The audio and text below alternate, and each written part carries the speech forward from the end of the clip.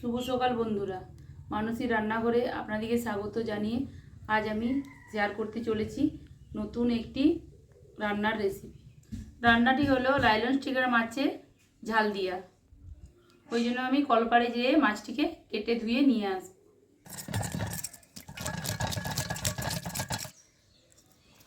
এটি হচ্ছে লাইলনস্টিকার মাছ, কেউ লাইলনস্টিকারও বলে আর কেউ তেলাপিয়া বলে। এটির ওজন হচ্ছে 1 কিলো।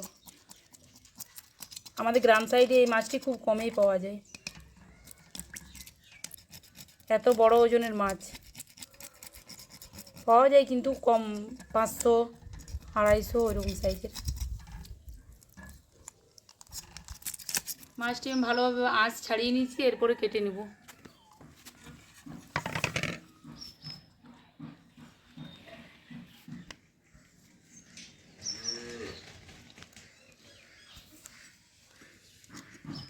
ইয়াগুলো অনেক শক্ত।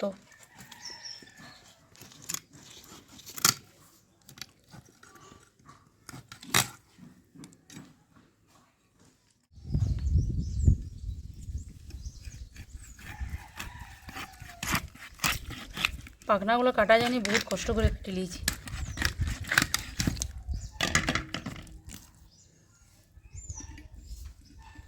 পেটি বার হবে, এইখানে কেটে নিতে।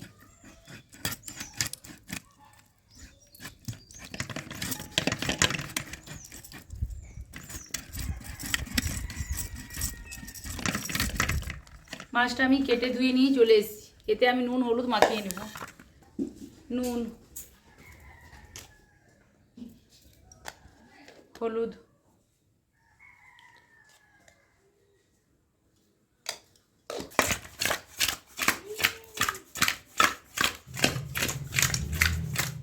এদিকে আমি উনান ধরিয়ে নিয়েছি। কাঠগুলো একটু ভিজার জন্যে জ্বলতে অসুবিধা হচ্ছে। ওটা জ্বলতে জ্বলতে আমি এখানে মশলা নিয়েছি। এই মশলাটা আমি বেটে নেব। জিরা, সরষা, শুকনো লঙ্কা, কাঁচা লঙ্কা। উনান ধরে গেছে, কড়াই বসিয়ে নিই। কড়াই গরম হয়ে গেছে। মাছগুলি ভাজার জন্য আমি কড়াইয়ের মধ্যে পরিমাণ মতো তেল দিয়ে দেবো। তেলটি গরম হয়ে এসছে, মাছগুলো আমি ভেজে নেব।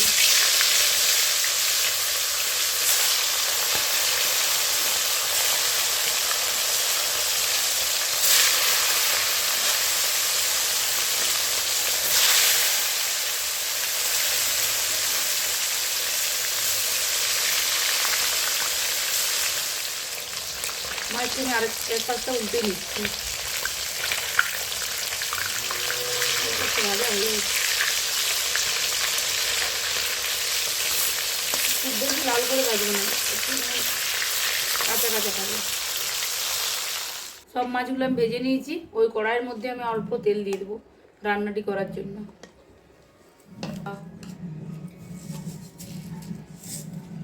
তেলটা গরম হয়ে গেছে। তেলের মধ্যে আমি 2টো শুকনো লঙ্কা আর 5 ফোড়ন দিয়ে দিচ্ছি ফোড়নের জন্য।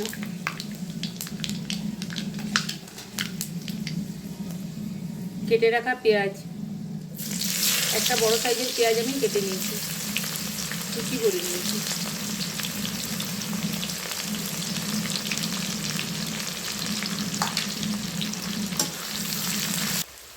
পেঁয়াজ ভাজার সময়তে আমি পরিমাণ মতো নুন দিয়ে দেবো।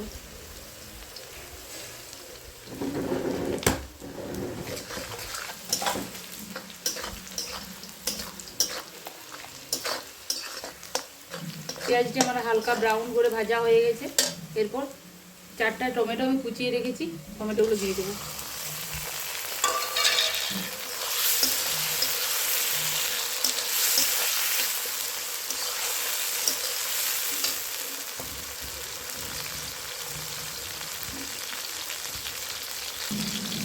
পরিমাণ মতো হলুদ দিয়ে দেবো।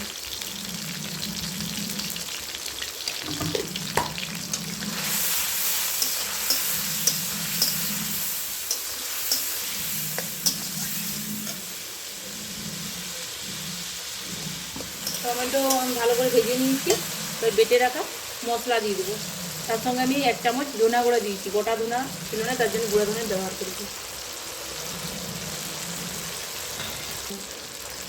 মশলার প্লেট ধোয়া জল,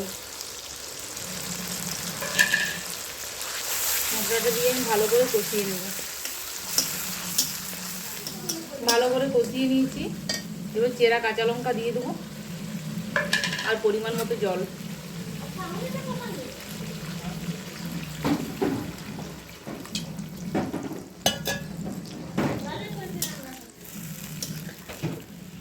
জলটি ফুটে এসেছে, মাছগুলো আমি দিয়ে দেবো।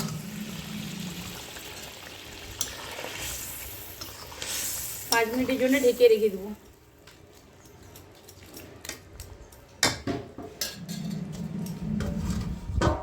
ঢাকাটি খুলে নিয়েছি। ধনে পাতা দিয়ে আমি নামিয়ে দেবো। কুচিয়ে রাখা ধনে পাতা।